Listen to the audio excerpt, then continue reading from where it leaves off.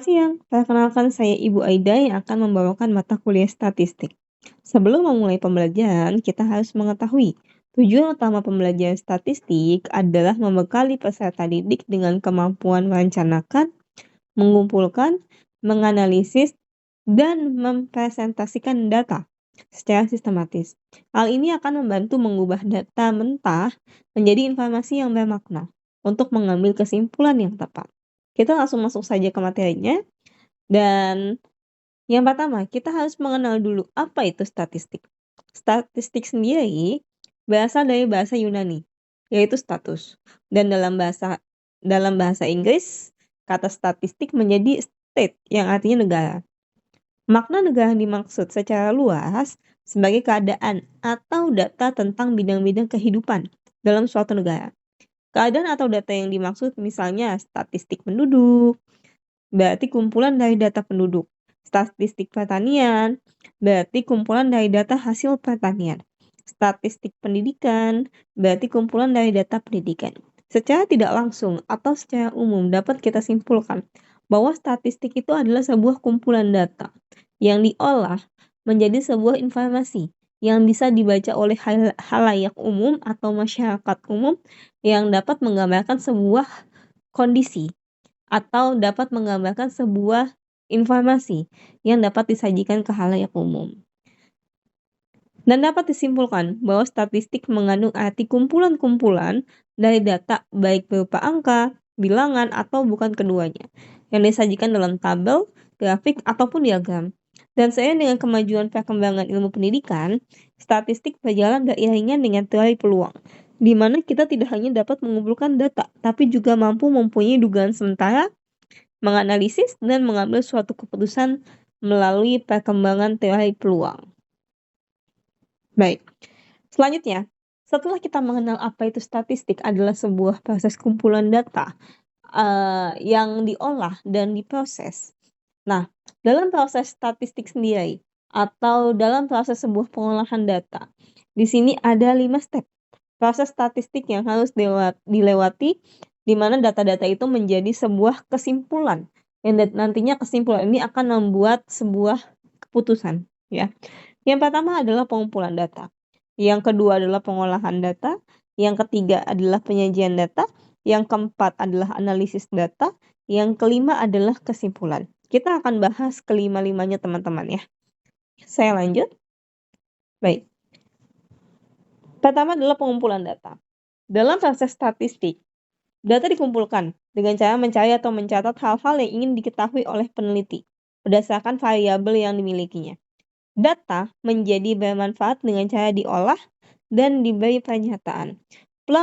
Pengklasifikasian data yang dimaksud dapat ditinjau dari aslinya. Dan jika lihat dari aslinya, data dibagi menjadi dua, yaitu data primer dan juga data sekunder.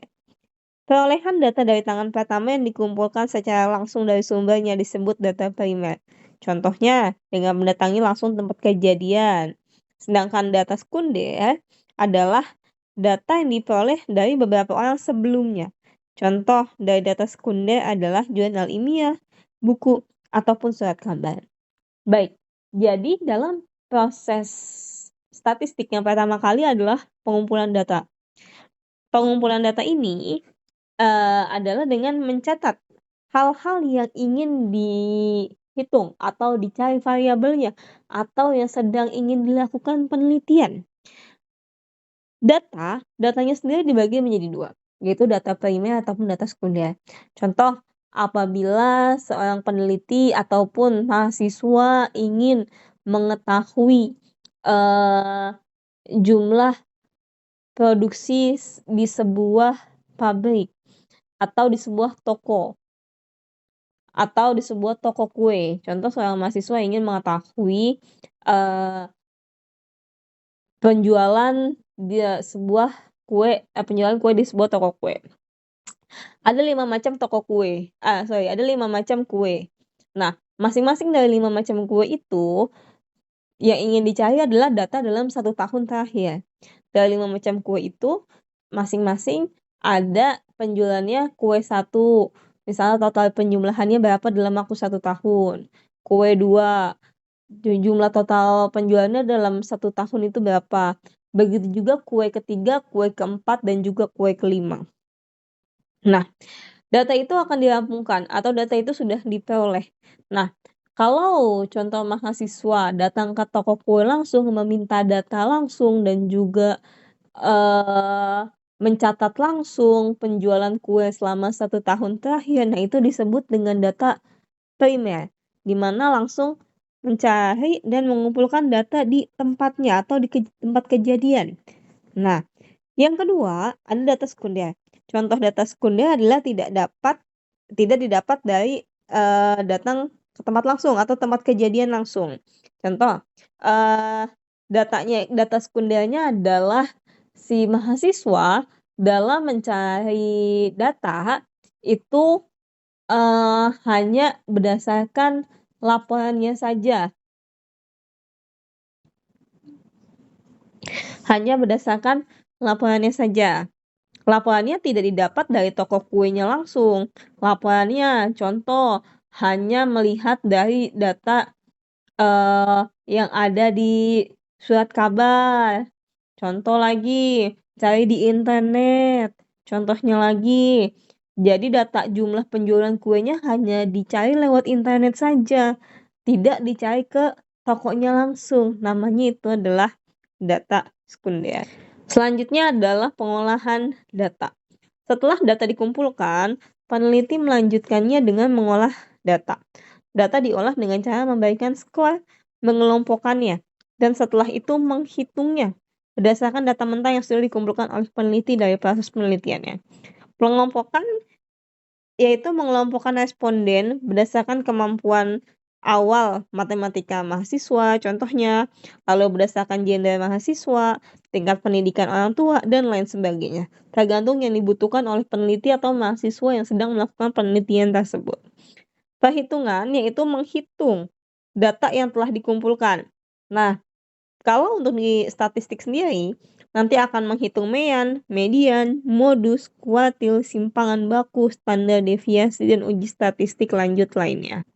Ya, jadi pengolahan data itu tadi misalnya toko kue dari 5 kue yang sudah dijual dalam waktu 1 tahun, sudah didapatkan datanya dengan observasi langsung di lapangan, dengan melihat hasil penjualan langsung di lapangan observasinya.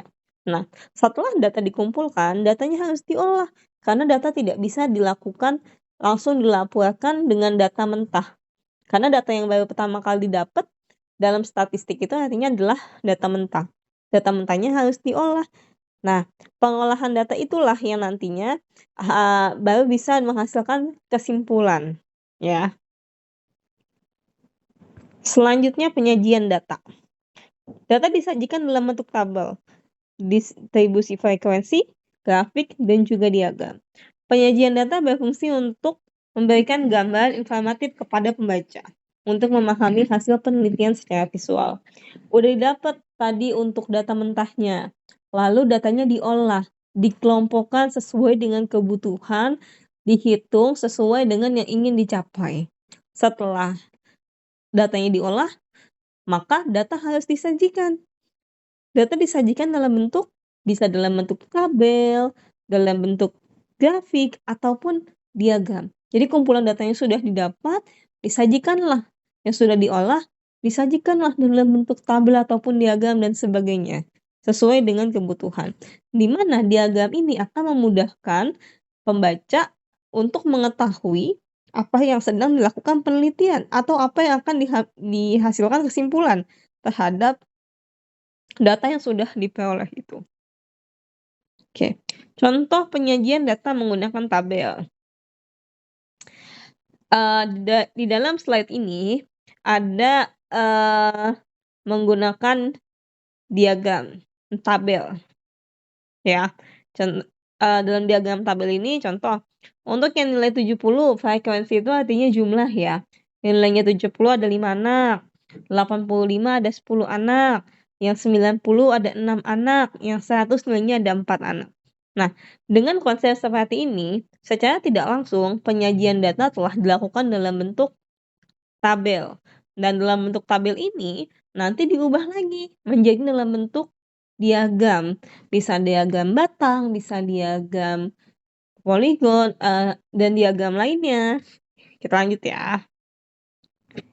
Nah, ini adalah untuk diagram batang atas data yang tadi sudah dibuat.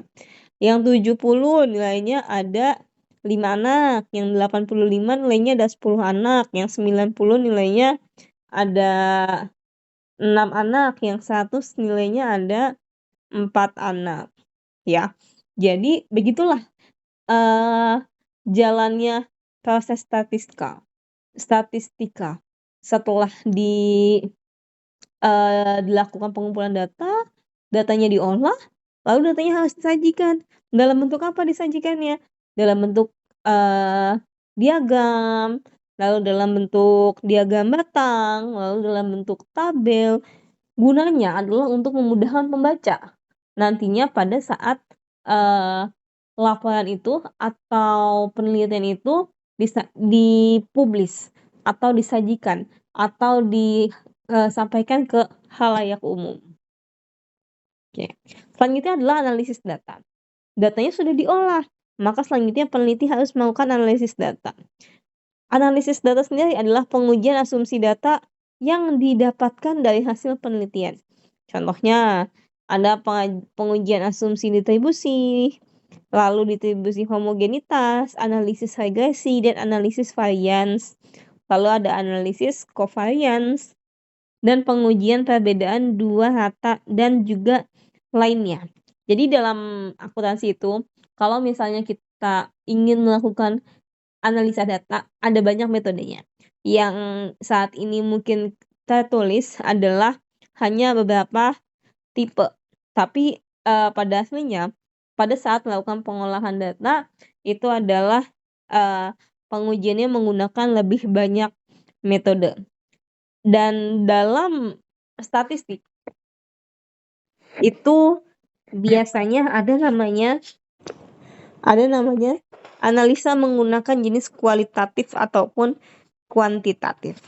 Lanjut ya. Baik. Lalu terakhir adalah kesimpulan. Jadi, setelah data dianalisa, langkah selanjutnya yaitu memberikan kesimpulan terhadap hasil yang diperoleh dari pengajuan analisis. Kesimpulan menginterpretasikan hipotesis yang dibuat oleh peneliti. Kesimpulan yang diambil oleh peneliti harus informatif, komunikatif, dan dapat dipertanggungjawabkan. Ya, jadi akhir dari alur statistik atau komponen statistik adalah terakhir di kesimpulan. Di mana di kesimpulan ini nanti setelah data didapat, data diolah, data disajikan, data dianalisa, lalu data harus diambil kesimpulan. Di mana kesimpulan ini adalah hasil akhir dari sebuah proses statistik yang sudah dijalankan oleh mahasiswa ataupun yang memiliki kepentingan untuk menggunakan data statistik itu. Seperti itu untuk pertemuan pertama statistik kita. Kurang lebihnya boleh yang ingin bertanya, silahkan untuk menyampaikan pertanyaannya di forum. Kurang lebihnya mohon maaf. Wassalamualaikum warahmatullahi wabarakatuh.